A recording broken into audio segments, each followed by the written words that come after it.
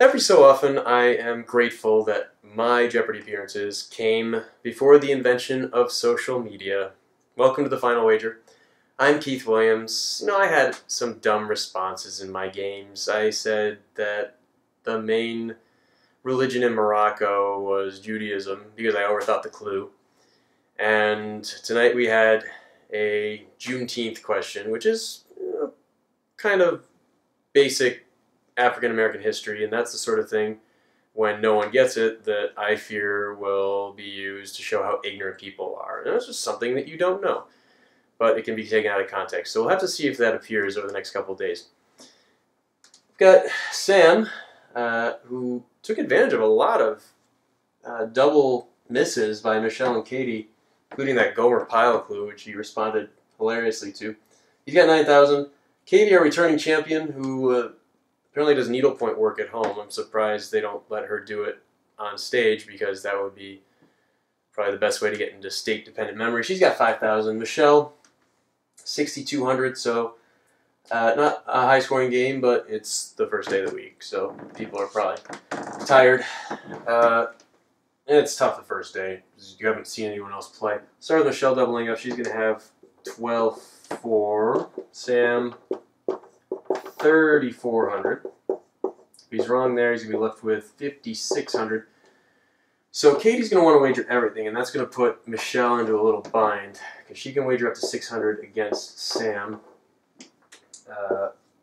But to cover Katie, she's going to want to wager at least whatever that is, 3,801. And at that point, might as well just wager everything. So I'm going to put her at everything. Sam, I suppose, if he thinks Michelle's going to go small, could wager 1,001. I see no reason to do that, though. If I were going to go small as Sam, I would probably wager 2,799. As much as I could against Michelle, forcing her to get it right, and defending against a weird wager like 4,000 or something. All right. Well, I'm going to go watch and see what everyone did. I'm hoping Katie will go for broke. Sam, I'm looking at 3,401. And Michelle, I hope everything, but we'll have to see. All right, be back.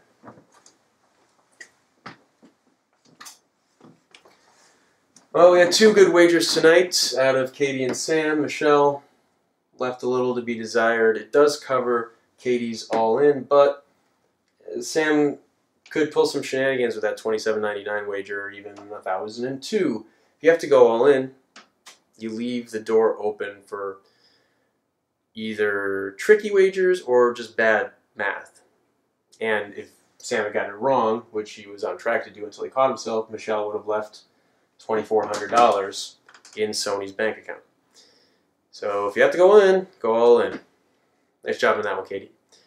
I want to talk about the final clue because it's an excellent example of Jeopardy writer thinking. The clue itself asks for a guy's name. I don't think Jeopardy's expecting you to know who opened every single ferry in the 18th century in random confluences of rivers.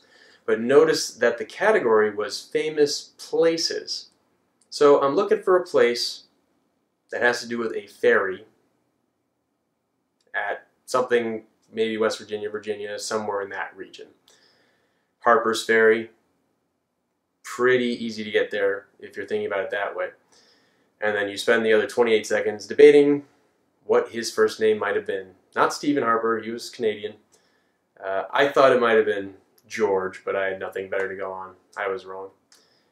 Robert Fulton's one of my favorites. He wasn't until 1814 or 15 when he opened the Nassau going from Brooklyn Heights to Manhattan. Brooklyn Heights at the time had a population of 7, I think. And within a few years it was several tens of thousands and almost 1 million by 1898. And yeah, I enjoyed Sam a lot, and I look forward to seeing him again tomorrow. And I hope you look forward to seeing me again tomorrow, right here on the Final Wager.